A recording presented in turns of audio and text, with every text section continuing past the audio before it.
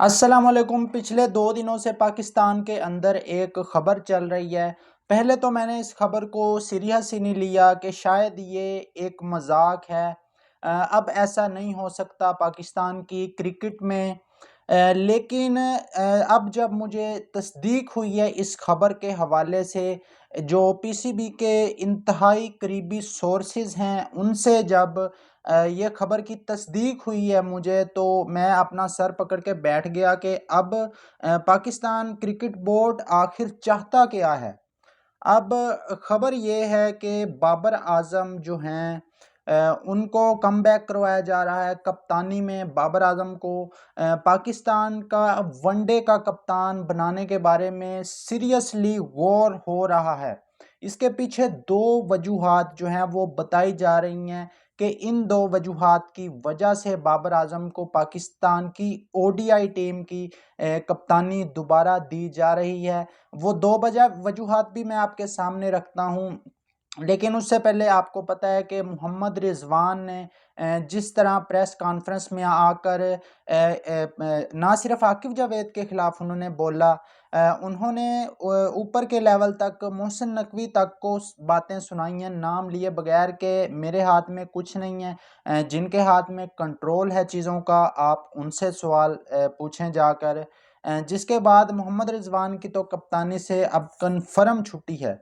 अब नया बकरा पाकिस्तान क्रिकेट बोर्ड ढूंढ रहा है जिसको कप्तान बनाया जाए, और खबर ये आ रही है कि बाबर आजम जो हैं वो उनके बारे में गौर हो रहा है कि उनको एक बार फिर पाकिस्तान टीम की कप्तानी दी जाएगी। और अब ये अलग बात है कि वो कप्तानी कबूल करते हैं या नहीं करते। जिस तरह की कप्तानी रिजवान को दी गई, शायद इस तरह की कप्तानी तो कबूल ना करें, और शायद वैसे भी वो अब कप्तान बनना पसंद नहीं करेंगे मुझे लगता है।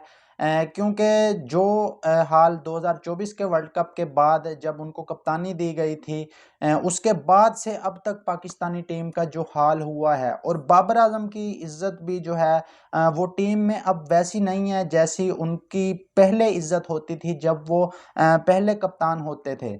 तो अब पाकिस्तान क्रिकेट बोर्ड के अंदर जो लोग हैं, कुछ लोग ये समझ रहे हैं कि बाबर आजम को पाकिस्तान टीम का कप्तान बनाना चाहिए।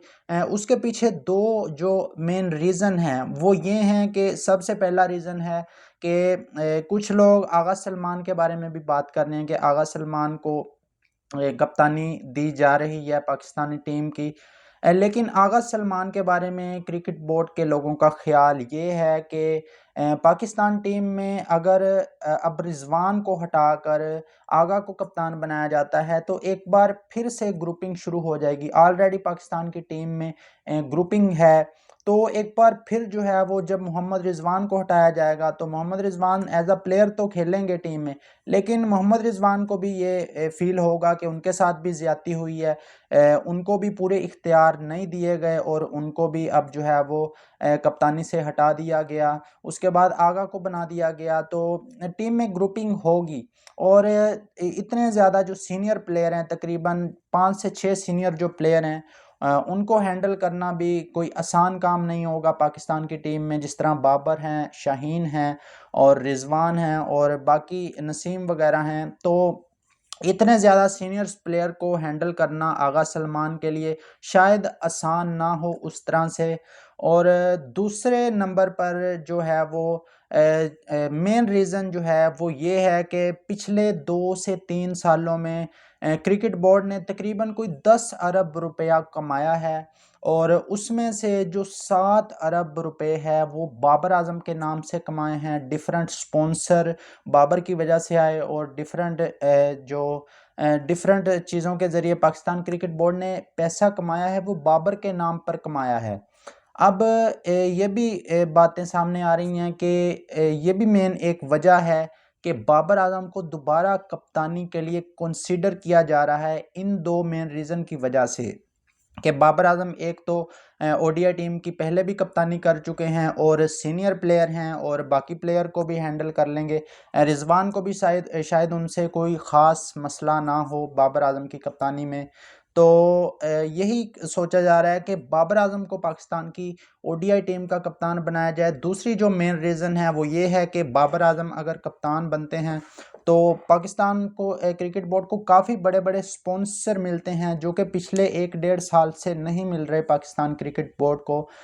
इसकी एक ये भी वजह हो सकती है कि बाबर आजम पाकिस्तान टीम के कैप्टन नहीं हैं। लेकिन क्या अब बाबर आजम को कप्तानी लेनी चाहिए? मेरे ख्याल में बाबर आजम को कप्तानी नहीं लेनी चाहिए, और अब बाबर आजम को कप्तान बनाना भी नहीं चाहिए। पाकिस्तान क्रिकेट बोर्ड को भी चाहिए कि किसी और लड़के को कप्तान बनाएं, बाबर आजम को अपने कैरियर पर फोकस करने दें। क्योंकि अब अगर बाबर आजम अब कप्तान बनते हैं, हमने उनकी 5 साल में कप्तानी देखी है।